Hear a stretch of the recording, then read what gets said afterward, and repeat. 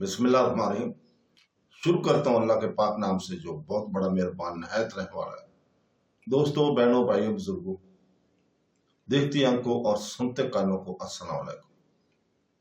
بہنوں، بھائیوں اور بزرگوں، اسلامی خواتین کی علماء، خلفائے کرام، صوفیاء کرام، ثقافتی ورثے، اسلامی فلسفے، اسلامی تصوف اور تاریخ و خواتین کی شخصیات کی معلوماتی سلسلہ وار ویڈیو میں آج ہم سوان حیات پیش کر رہے ہیں انگریڈ میڈسن کی۔ تو دوستو، اگست 1963 کو کنگسٹن انٹوریو کینیڈا میں انگریڈ میڈسن پیدا ہوئی۔ 24 اگست کو ایک ممتاز کینیڈین اسلامی اسکالر، معلم اور بین المذاہب وکیل ہیں۔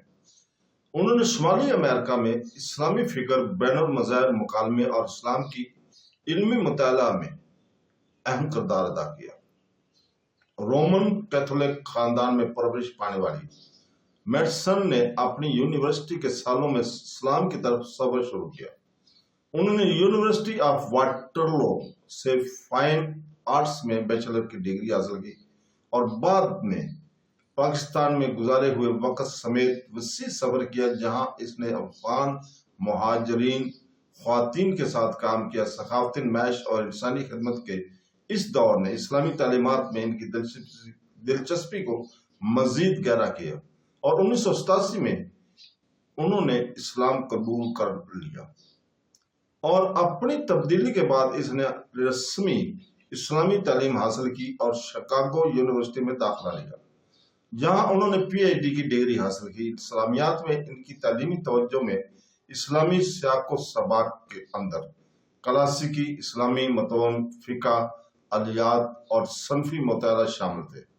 وقت گزرنے کے ساتھ میڈسن علمی اور مذہبی دونوں حلقوں میں ایک قابل احترام آواز کے طور پر ابھری، جس نے اسلامی طرز عمل میں اخلاقی اقتدار کی حیا کی وکالت کی، خاص طور پر ہمدردی، شمولیت اور انصاف پر زور دیا۔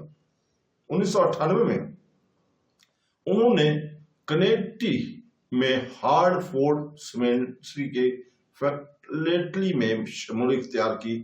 یو ایس اے کی اس ادارے میں اسلامی علوم پڑھانے والی پہلی خواتین بن گئی۔ بعد میں وہ McDonald centre for Islamic centre اور کرسچن مسلم ریلیشن شپ کی ڈائریکٹر بن گئی، جس نے بین المذاہب کاموں اور مذہبی برادریوں کے درمیان پل بنانے میں بہت زیادہ تعاون کیا۔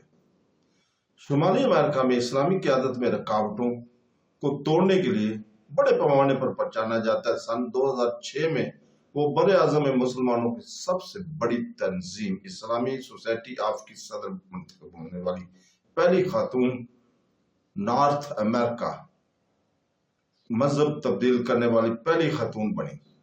اس کی قیادت کو مسلمانوں کے شہری مصروفیات کو فروغ دینے، انتہا پسندی سے لڑنے، مسلم کمیونٹی کے اندر صنفی مساوات کے اصول افزائی اور حوصلہ افزائی اور دیگر مذہبی گروہوں کے تعاون کو فروغ دینے کے لیے ان کی کوششوں سے نشان زد کیا۔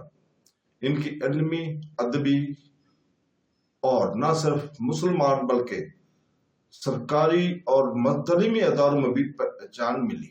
انہیں امریکہ کی اہم قومی تقریبات میں نماز ادا کرنے کے لیے مدعو کیا گیا تھا اور صدر باراک اوباما کی مدت ملازمت کے دوران اس نے بطور ایوانی مشیر خدمات انجام دی۔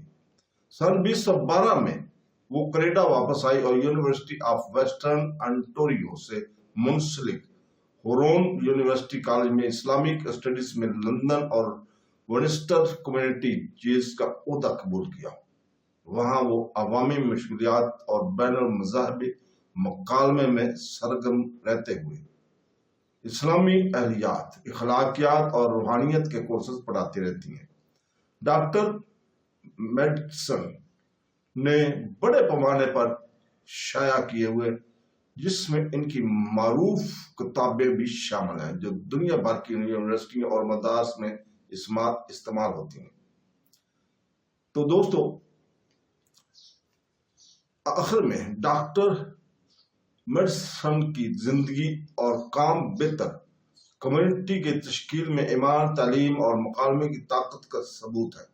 اسلام قبول کرنے سے لے کر اسلامی اسکالرشپ اور قیادت میں اپنے اہم کرداروں تک انہوں نے مسلمانوں کے نسل کو متاثر کیا ہے، خاص طور پر خواتین اور مذہب تبدیل کرنے والوں کو یہ دکھا کر کے اسکالرشپ ہمدردی اور سرگرمی ساتھ ساتھ چل سکتی ہے، اور مغربی دنیا کی سب سے زیادہ بااثر خواتین مسلم خواتین اسکالر میں سے ایک ہیں، جو ایک استاد، سرپرست اور اسلام کی منصفانہ جامعہ تفہیم کے لیے وکیل کے طور پر اپنے کردار کے لیے گہری وابستگی رکھتی ہیں۔